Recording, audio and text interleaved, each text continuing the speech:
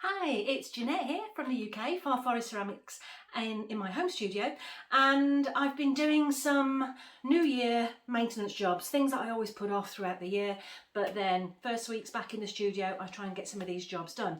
Now what I'm going to be making is drip catchers. If you don't know what a drip catcher is, Joe at Old Forge Creations inspired me and he shows you how to make these.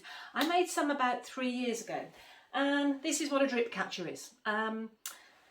This is one I made, and then I've put kiln wash on it. So it's made just in the clay body that you're using and you're firing. So this is a stoneware clay. And the idea being is that you can actually place your piece of pottery that you think might drip on top of the drip catcher, and it creates a bit of a gap between the bottom of the piece and the floor, as opposed to the kiln shelf, which allows for any drips. It's a bit hard to explain, but basically, say for example this is mystery chips, it's got a lot of drips, and this actually dripped right off. If that was on my kiln shelf, it would have stuck to my kiln shelf, or the the batt wash that I put on my kiln shelf. So the best thing to do is you raise it up. So this drip catcher here would have gone underneath, gives you a little bit of height, I don't know if you can see that.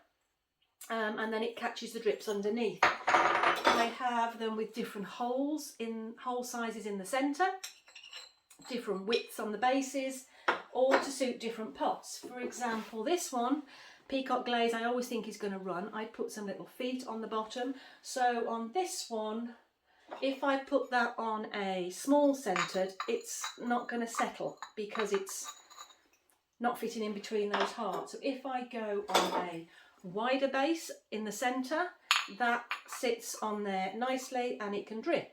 However, what I've noticed is these have shrunk, these have gone through the kiln 50-60 times, and they've been amazing. You can see where it's caught drips of glaze and saved pieces. Sometimes these crack when I'm trying to get them off if they're stuck to the piece. I throw them in the bin, but they've been going 2-3 years. But they're all small, and the height in the centre is not as high as I'd like it. So I want to make some more that actually have a higher centrepiece, and I also need some wider.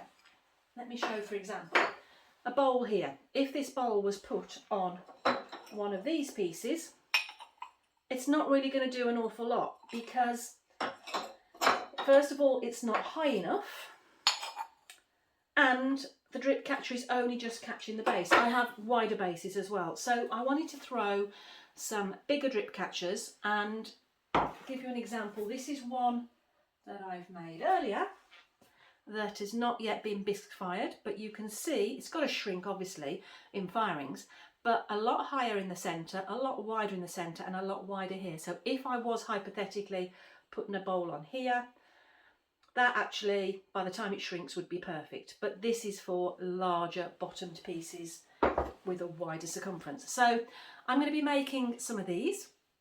I make them on the wheel, super easy. I also make them from reclaimed clay that is maybe gone short, or it's been reworked so many times. It's not really brilliant for throwing or hand building, so I use all my old scraps of clay to make projects like this. So if you'd like to know how I make them, follow along. It's a short video, but it'll show you how I make my drip catchers. Take care, bye. Starting by putting on my Hartley Noble stay put rug, which is like a chamois leather cloth that if you wet it, it sticks to the wheel really nice. Good not to get any creases on it, because that would otherwise create a bump for the wheel head adapter to go on. And then my adapter here, and I'm going to be throwing them on here. And we're good to go. So I need some larger drip catchers. So this is 200 grams of clay I'm using, because if I've got some bowls which are wider base, I need a wider drip catcher. So I don't tend to put drip catchers under every piece. It's the glazes that I am concerned about dripping. So this is 200 grams of clay, but I am working it by coning it a little bit more than I would normally on a small piece of clay, because it is a little bit short. That's why I'm just using it up without on these drip catchers, without having to, you know, recycle the clay even further to get it less short. So, taking it out, I need to check where the end of my bat is here. Can take it out just a touch further. So I'm not pressing too much in the centre, because that's going to form our centre rim. Just compressing the floor. Where am I now? How close am I? Oh, it can still go out a bit further. That's good.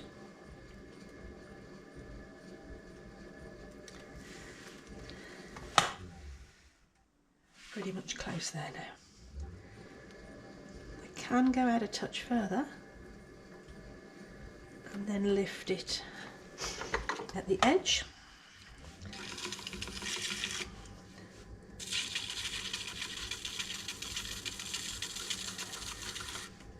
Just gives me that extra diameter on this one. That's good. So now for the centre. Literally right down to the bat, and this clay is going to give you the height and the width that you need. Now you do it as high or as shallow as you want with your drip catcher. I'm just finding that I need a little bit more height and clearance.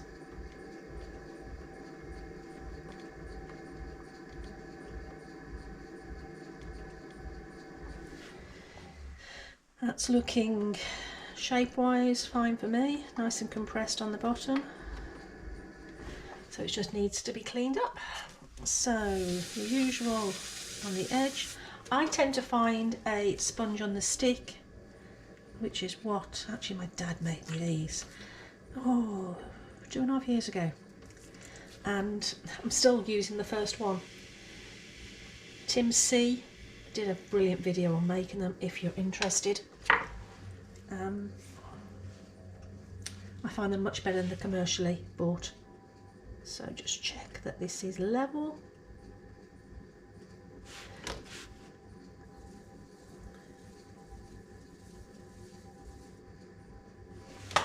And we're done.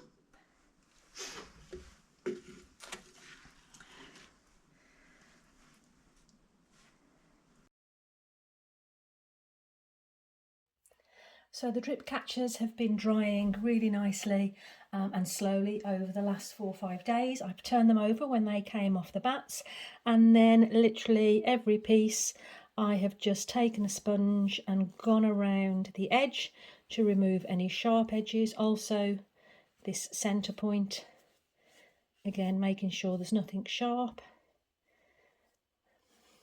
because it's easy to do this now while it is still leather hard.